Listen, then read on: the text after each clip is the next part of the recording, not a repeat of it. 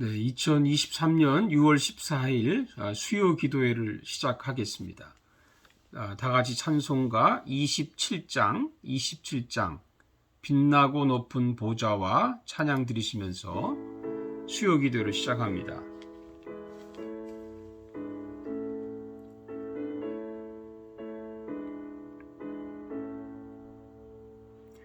빛나고 높은 보좌와 그 위에 앉으신 주 예수 얼굴 영광이 해같이 빛나네. 해같이 빛나네. 지극히 높은 위엄과 한없는 자비를 그 천사 소리 합하여 늘 찬송 드리네. 늘 찬송 드리네. 영죽을 나를 살리려 그 영광 떠나서 그 부끄러운 십자가 날 위해 지셨네. 날 위해 지셨네. 나 이제 생명 있음은 주님의 은혜요. 저 사망 권세 이기니 큰 기쁨 넘치네. 큰 기쁨 넘치네. 주님의 보좌 있는데 전한 몸 이르러 그 영광 몸소에 올 때 내 기쁨 넘치리. 내 기쁨 넘치리.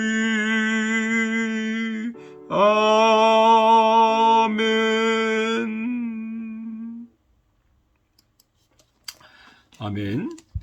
오늘 주신 하나님 말씀을 같이 보겠습니다. 로마서 9장 19절에서 29절까지입니다. 로마서 9장 19절에서 29절까지 제가 말씀을 봉독해 드리겠습니다.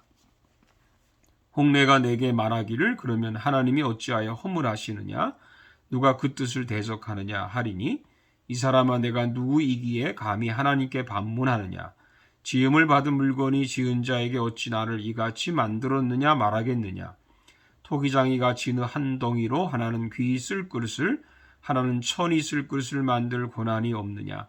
만일 하나님이 그의 진노를 보이시고 그의 능력을 알게 하고자 하사 멸하기로 준비된 진노의 그릇을 오래 참으심으로 관용하시고 또한 영광 받기로 예비하신 바 국률의 그릇에 대하여 그 영광의 풍성함을 알게 하고자 하셨을지라도 무슨 말을 하리요? 이 그릇은 우리니 곧 유대인 중에서뿐 아니라 이방인 중에서도 부르신 자니라. 호세아의 글에서도 이르기를 내가 내 백성 아닌 자를 내 백성이라 사랑하지 아니한 자를 사랑한 자라 부르리라. 너희는 내 백성이 아니라 한 그곳에서 그들이 살아계신 하나님의 아들이라 일컬음을 받으리라 함과 같으니라. 또 이사야가 이스라엘에 대하여 외치되 이스라엘 자손들의 수가 비록 바다의 모래 같을지라도 남은 자만 구원을 받으리니 주께서 땅 위에 그 말씀을 이루려고 속히 시행하시리라 하셨느니라. 또한 이사야가 미리 말한 바 만일 만군의 주께서 우리에게 씨를 남겨두지 아니하셨더라면 우리가 소돔과 같이 되고 고모라와 같이 같았으리로다 함과 같으니라. 아멘. 사랑하는 여러분들 평안하셨습니까?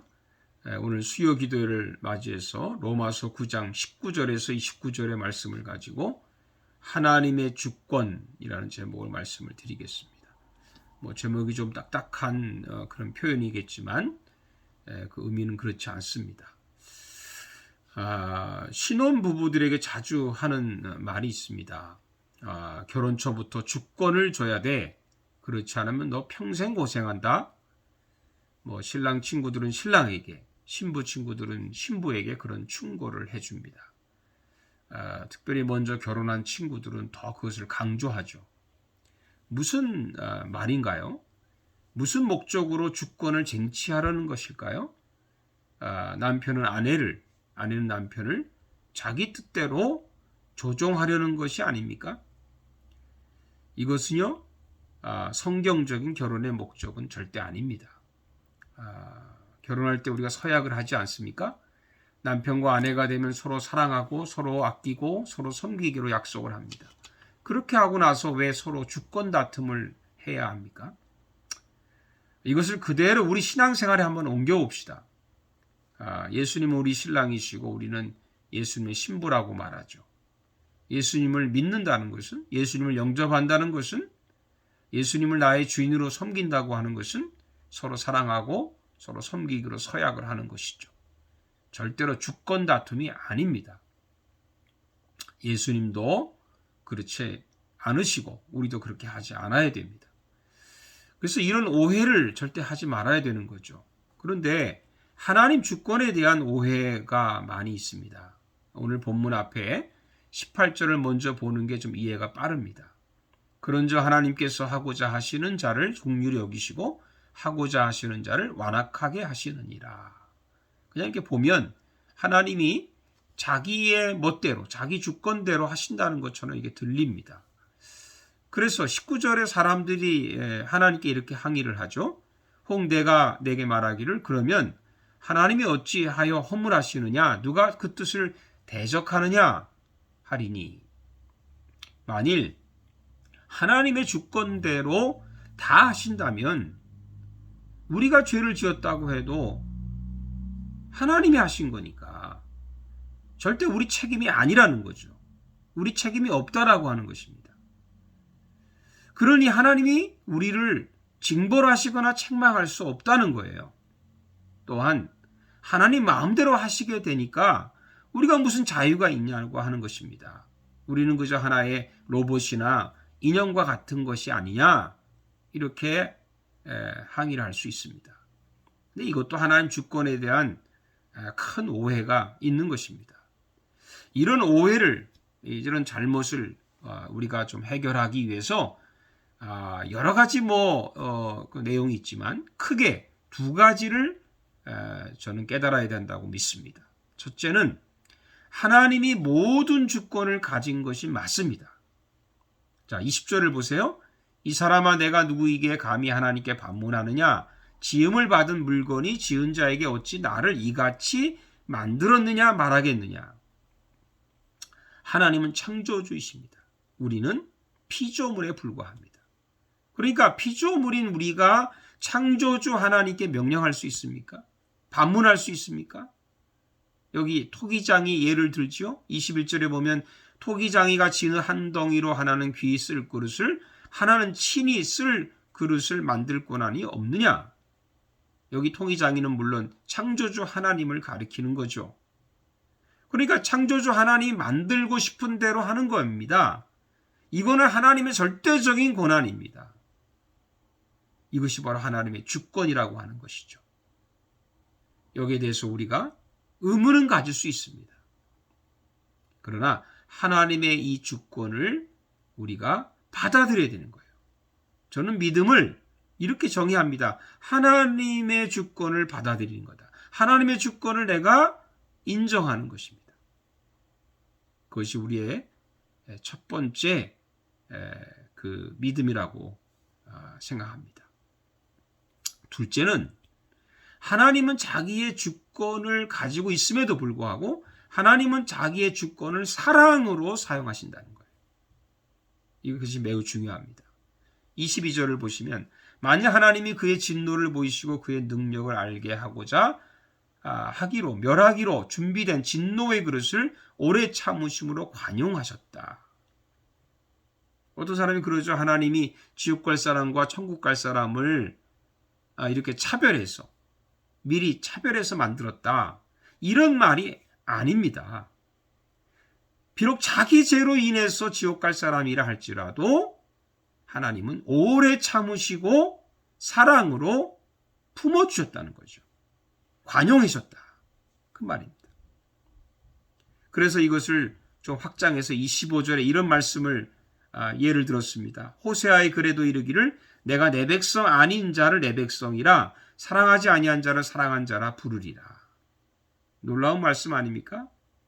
하나님의 주권이 뭡니까? 하나님의 주권은 우리가 하나님을 사랑하기 전에 하나님이 먼저 우리를 사랑했다라고 하는 겁니다.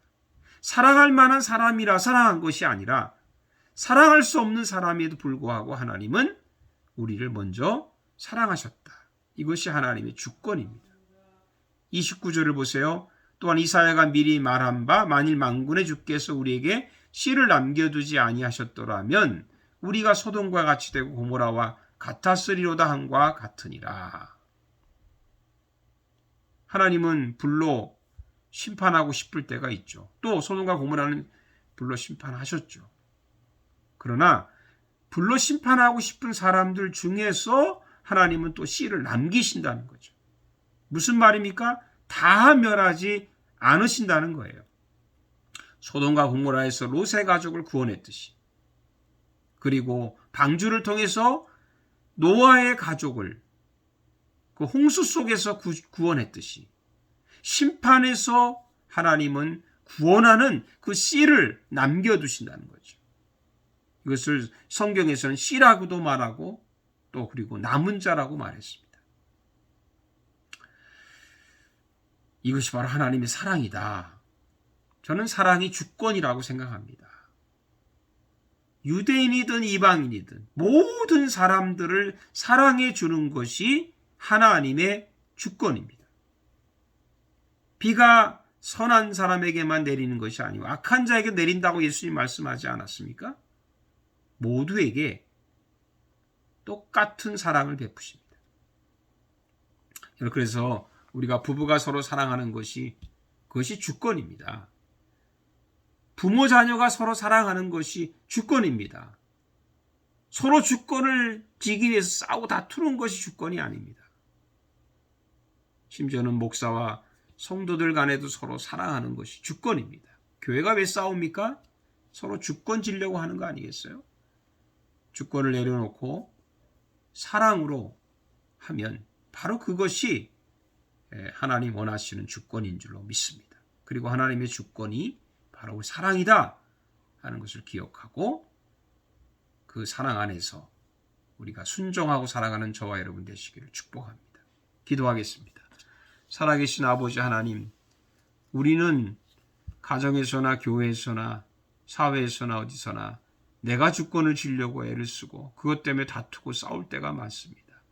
시기 질투하고 서로 미워하고 그렇게 살아갔던 저희들을 용서해 주시고 이제는 내 주권을 내려놓고 하나님의 주권 아래서 하나님이 사랑으로 우리를 주권으로 다스리시는 그 귀한 은혜를 깨닫게 해주시고 우리도 어디서나 정말 하나님의 사랑처럼 사랑으로 주권을 가질 수 있는 그런 저희들 되게 해 주시옵소서. 서로 섬기고 아끼고 사랑하는 저희들 되게 해 주옵소서. 예수님의 이름으로 기도하옵나이다.